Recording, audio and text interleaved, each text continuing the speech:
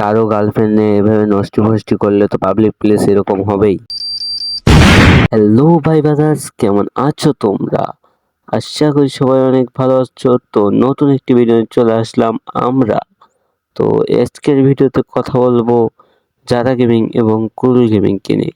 তো চলো ভিডিও শুরু করা যাক। এই সময় কম, শুরু করো। तड़पाए मुझे तेरी सभी बातें एक बार दीवानी, झूठा ही सही प्यार तो कर। मैं भूला नहीं हंसी मुलाकातें, बेचैन करके मुझको मुझसे यूं ना फेरे नजर।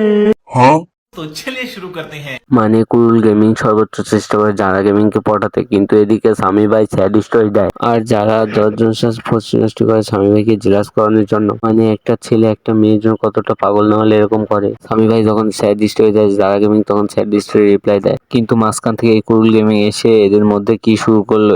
এই শালায় চায় না যে এদের মিল হোক। একটা ভিডিওতে স্বামী ভাই কি বললো, যা তুমি সহজে ভুলে গেছো তা নিয়ে আমার গোটা জীবনটা আটকে গেছে। মানে একটা ছেলে একটা মেয়েকে কতটা ভালোবাসলে এরকম একটা স্টোরি দিতে পারে। এই স্টোরিটা দেখার পরে আমাদের যারা গেমিং একটা স্টোরি দেয়, চলুন ওটা আমরা দেখে আসি। इसका सेड वीडियो देख के मुझे लगा था वो मेरे लिए थी। इसका सेड वीडियो देखकर मुझे लगा था वो मेरे लिए थी।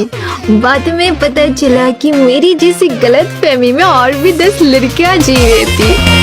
আসলে গাইজ, যারা গেমিং কোনোদিন রোস্টেড গেমিং এর ভালোবাসা বোঝেনি। যারা গেমিং শুধু স্বার্থের জন্য রোস্টেড গেমিং কে ব্যবহার করেছিল। গাইজ এরপর দেখি কুল গেমিং কি স্টোরি দিল। আমি জানি কোনো ভাগ্যবান এসেই তোমায় নিয়ে চলে যাবে, আর এদিকে আমি তোমার সাথে কথা বলার বাহানা খুঁজতে থাকি।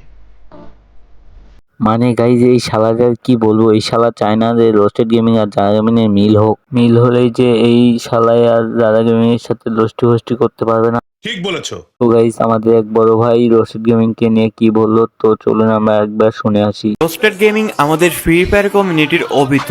এটা কেন বলছে জানতে চাও? অবিত যেমন ঋণের জন্য পুরো শিনোবি ওয়ার্ল্ডের বিপক্ষে চলে গিয়েছিল, ঠিক তেমনি 2021-22-এর দিকে আমাদের রোস্টেড গেমিং ভাইয়া যারা আপুর জন্য পুরো ফ্রি ফায়ার কমিউনিটির বিপক্ষে চলে গিয়েছিল।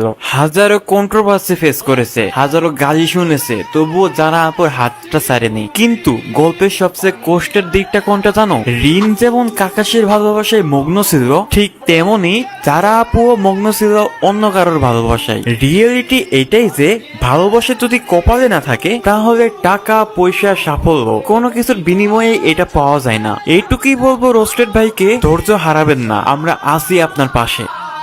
গাইস এবার এই ভিডিওটা দেখা যাক। স্বার্থের মায়াজালে পৃথিবীটা ঘেরা, ভালো তারাই থাকে, অভিনয়ে যারা সেরা। জীবন থেকে বেশি আশা রাখা যাবে না, রাখতে হবে অল্প। কেউ থাকবে কেউ চলে যাবে, এটাই তো জীবনের গল্প।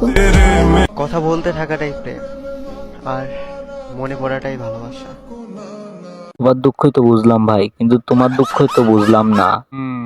তুমি এদের দুজনের মাঝে যে থার্ড পার্টি করতে আইছো, এটা তো ঠিকই বুঝে আলাইছি। তো গাইস, ভিডিও এই পর্যন্ত। ভিডিও ভালো লাগলে লাইক কমেন্ট শেয়ার করবেন এবং চ্যানেলটি অবশ্যই সাবস্ক্রাইব করে পাশেই থাকবেন। ধন্যবাদ।